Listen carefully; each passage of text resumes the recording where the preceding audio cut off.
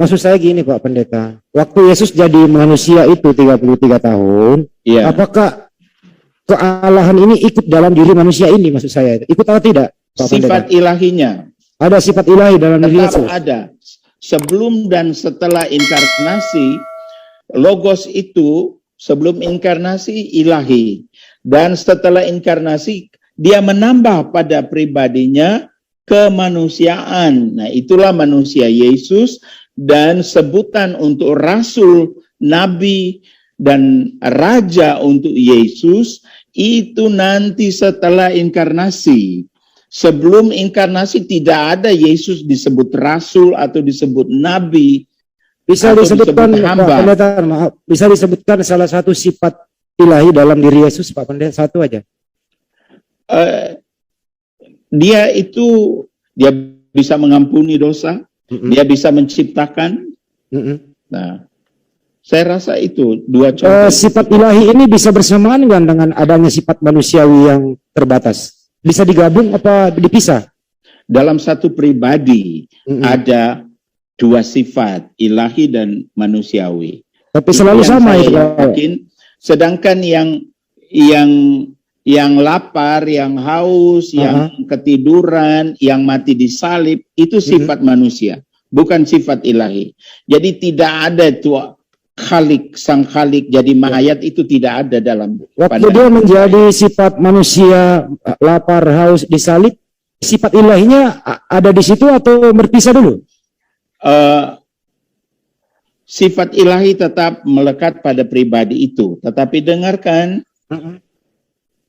yang hanya bisa ditangkap dan disalibkan itu manusia, benda. Sedangkan yang ilahi imaterial, non-bandawi, roh. Jadi Anda mau tangkap, mau salibkan roh, itu mustahil. Ya. Maksud saya gini, Pak Pendeta. Ilahi juga, yang ilahi itu el-olam, maha kekal. Apakah sifat ilahi ini bisa ikut lemah bersama dengan sifat manusia ini? Apakah ikut lemah atau bagaimana? Menurut Anda, ilahi bisa lemah? Berarti ilahi ini dulu. ilahi nggak bisa lemah. Ilahi nggak bisa lemah. Tapi persoalannya, Pak Pendeta, ilahi ini ikut bersama manusia yang lemah, nggak bisa dipisahkan. Bagaimana menerjemahkannya? Dengarkan, apa yang kami yakini, apa yang saya yakini, dalam satu pribadi Yesus terdapat dua sifat, sifat ilahi dan sifat manusiawi. Kedua sifat itu bisa dibedakan, tapi tidak bisa dipisahkan dan tidak boleh dibaurkan. Yang Anda pertanyakan tadi ingin membaurkan dua sifat ini. Tapi ini kan bersatu, Pak Pendeta, nggak pernah berpisah. Anda bisa lihat roh? Saya nggak bisa lihat roh. Ya, kenapa bilang bersatu? Tapi kenapa Anda mengatakan ada sifat ilahi? Anda Pendeta juga nggak bisa melihatnya. Yang ilahi itu roh, abstrak. Saya mau lihat bagaimana. Anda bisa lihat abstrak. Kalau Anda nggak bisa lihat, kenapa Anda mengatakan ada sifat ilahi dalam diri Yesus? Karena perbuatan dan pernyataannya sendiri. Karena perbuatan dan pernyataannya sendiri. Oke, perbuatannya kalau dia lemah misalnya, dia berdoa, sifat ilahi itu kemana? Ini pertanyaan klasik yang menurut saya tidak perlu dijawab. Memang nggak bisa dijawab, Pak. Ini susah ini karena melekat gitu loh, Pak Pendeta. Mohon maaf. Dengarkan apa yang saya definisikan tadi, formulasikan tadi. Dalam satu pribadi ada dua sifat. Sifat ilahi dan sifat manusiawi.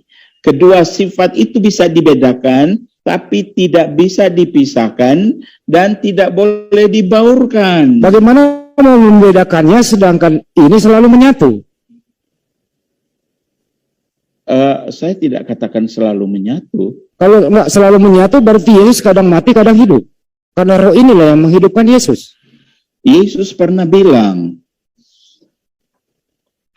tugas yang kuterima dari Bapa ialah memberikan nyawaku dan mengambilnya kembali. Siapa tokoh agama di dunia, pendiri agama di dunia, kalau nyawanya sudah melayang, dia bisa taruh ulang. Itu pernyataan Pak Pendeta. Yesus ada di Alkitab begitu. Iya, kalau memberikannya nyawa kemana, Pak Pendeta? Dia berikan nyawanya kemana?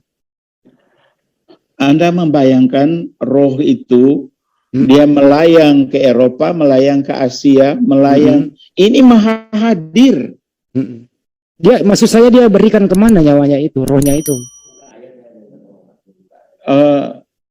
Ya, tentu ada Bapa, tapi karena dia ilahi, itu ada di tangannya loh. Kan dia mati 3 hari, dia kan mati, Yang Pak. mati manusianya. Ya, rohnya waktu manusianya mati ini rohnya diberikan kemana sementara 3 hari baru diambil lagi. Rohnya itu maha hadir. Maha hadirnya di mana? Berarti waktu dia mati, ini berpisah, Pak. Mati itu dikubur 3 hari 3 malam berpisah. Jadi nggak hadir waktu dia mati. Dia misa loh, Pak Pendeta. Mohon maaf, jangan, tolonglah beri pencerahan. Ini waktunya gitu loh. Ya, saya sudah bolak-balik jelaskan. Ya. Roh itu maha hadir, ada di surga, ada di bumi. Anda bertanya rohnya kemana? Waktu dikubur rohnya kemana? Roh manusianya kembali kepada pencipta, Khalik. Terus dia waktu bangkit kan bersatu lagi. Apanya? Waktu dia bangkit, roh manusianya menyatu lagi dengan jasad.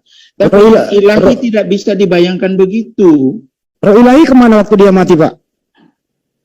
Anda nanya, roh itu bisa ke Amerika, ke Australia, ke Enggak, saya tanya Pak Pendeta, saya jangan nanya balik, mohon maaf beli pencerahan. Waktu dia mati ini kan ada roh ilahi dalam diri Yesus. Nah, waktu dia mati roh ilahi ini kemana? Roh ilahi ini gitu loh. Saya bilang yang ilahi itu maha hadir. Anda tidak bisa mengkotak-kotakan dia ada di bumi, ada di langit. Karena maha hadir. Berarti sekali terakhir, jadi roh ilahi ini meninggalkan Yesus waktu dia mati ya Pak Pendeta ya?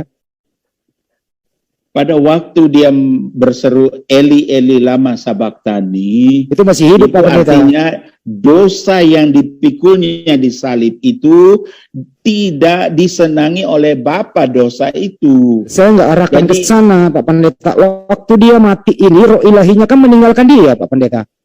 Karena nggak mungkin dia nggak mati kalau masih ada roh ilahi. Dia tidak kemana-mana karena maha hadir kan ilahi. Kalau nggak kemana-mana berarti nggak mati dong Pak Pendeta. Yang manusianya mati. Roh ilahinya kemana? Anda yakin Anda punya roh tidak? Saya punya roh, jadi saya hidup. Kalau Anda mati, kemana rohmu? Emang tubuh Yesus ada berapa sih roh? Dengarkan. Kalau Anda mati, roh Anda kemana? Saya bukan Tuhan, ini Yesus kan ini diomongin Pak. Ada berapa roh dalam diri Yesus Pak Pendeta? Dia itu sebelum dan setelah inkarnasi itu dia tetap memiliki roh ilahi pada pribadinya. Tapi ini hal-hal yang abstrak. Begini aja Pak Pendeta, yang menghidupkan manusia Yesus 33 tahun ini roh manusianya apa roh ilahinya yang menghidupkan dia?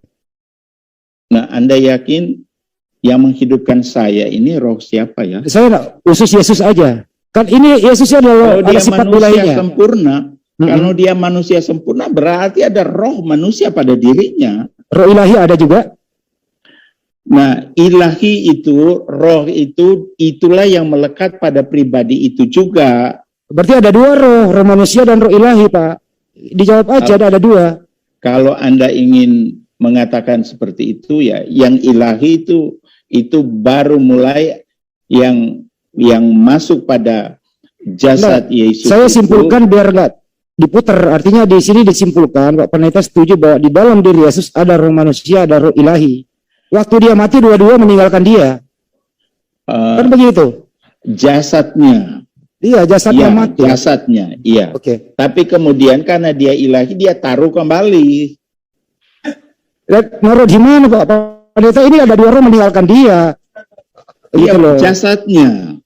Kita mau bilang, baik saya sebentar Pak Ade. Ini habis ini Bang Juma. Dengar dulu, kita mau bilang juga ilahi meninggalkan jasadnya, sedangkan yang ilahi maha hadir, dia ada di bawah bumi, di atas bumi, dimanapun.